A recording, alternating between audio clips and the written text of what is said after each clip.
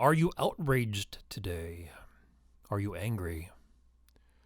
What was the first thing you did when you woke up? File through social media and see the latest news, the latest outrage, who was invading who, the latest thing to get riled up about, then make comments about? There's an old phrase about waking up on the wrong side of the bed. Go to the bathroom, brush your teeth, coffee, or maybe juice, some food, just a bite, then out the door to the day job or to the night job. Set for the day with a dash of outrage in the back of the mind, something seen that bothered you. Are you a Ford guy? Are you brand loyal? A political affiliation, a stance on popular culture. Are you a Star Wars fan that hates Star Trek? Do you hate cars and hug trees? Do you look fondly on car culture and burned rubber? Are you a Mac user? Do you think the iPhone is for superficial posers with more money than brains? Loyalties can place boundaries and define where we are most vulnerable to outrage. Back in the day, it wasn't so easy to get outraged.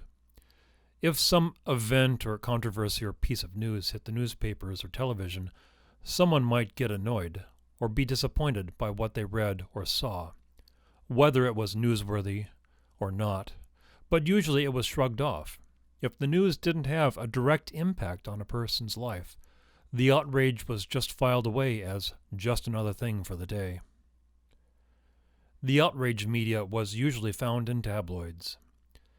These were the Gen X and Boomer versions of the news feeds on social media today, seen with lurid thumbnails and garish photos. The tabloids back then were much the same, with vapid headlines, cheap daily rags, which had doctored photos of space babies on the cover, or the scoop on the latest alien invasion, or the exclusive info on the latest alien abductions. Then there were the celebrity tabloids, who was sleeping with who, where they were sleeping, and when. It was all about who showed how much flesh under the see-through dress, or who was busted speeding in their Porsche at high speed. It was a soap opera tapestry of useless gossip. And that's exactly what it was, gossip. Of course, there was that thin veneer of fact in the gossip. Like all things in the news that makes it marketable, it's 10% fact and 90% packaging. It's like the packaged processed food in the grocery store. The thing you're buying is the least percentage of the price you pay. The rest of what you buy is the packaging, the labeling, the fancy plastic protective pouch or container. You're buying 90% garbage when you're buying packaged stuff at the store because you'll consume the 10%, the actual thing you wanted in the first place, and throw the rest of it away. If you notice the contents of the package get smaller, but the package itself gets brighter and bolder and bigger, you know you're getting what you pay for. Outrage is sold in the same way as 10% fact and 90% packaging. And this packaging is in how that 10% is intended to be received. It's all in the perspective. That 10% of irrelevant information, that event which will not once have any impact on your life, is packaged as having only an impact on your life. Because it has this perceived effect on your life, as it was packaged, then it's necessary to be outraged. It's like a vicious little bit of suggestion. Once it's gotten into your mind, it grows and grows until there's nothing in your mind but the outrage. Growing up in Oregon, we had a wood stove. One of the things about cutting old-growth trees and fallen trees up on the hillside was the need to split the chunks of wood to fit in the stove. You split the wood with a steel wedge. It looks like a hybrid between a sledgehammer and an axe. It's a bit heavy and wide like a sledgehammer, but with a wedged blade at one end like an axe. On the opposite end of the blade is an anvil, where the wedge is struck with a hammer. Think of the wedge as an axe-head-shaped nail. You find a place on the chunk of wood and place the blade of the wedge into the grain. Not across the grain, but with the grain, the blade edge running lengthwise with the grain. Then a few taps on the wedge So the blade cuts into the wood, then you strike the wedge hard, once, twice, and then the wedge is driven into the wood, splitting it. It's the same with water splitting concrete or stone. There's a tiny little crack or fracture where the water gets into, and the water freezes and thaws and freezes and thaws, and eventually the water splits the concrete or stone. Tree roots can do the same.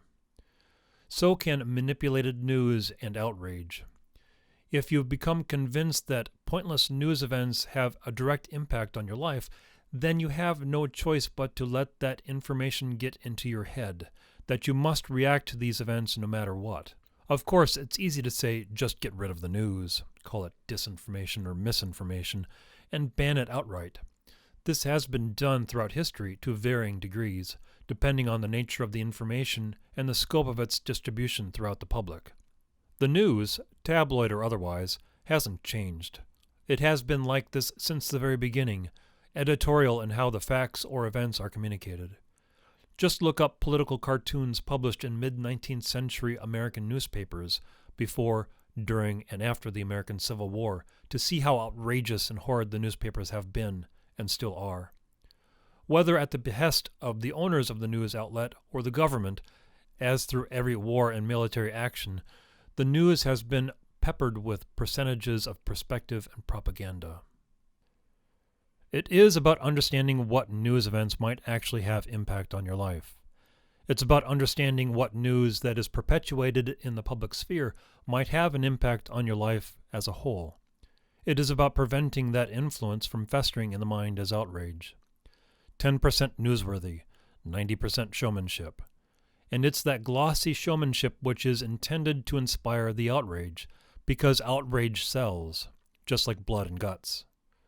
Consider this: outrage over an event is usually due to one not having control over that event. But allowing this event to foster outrage, one is allowing something they do not have control over to take control over them.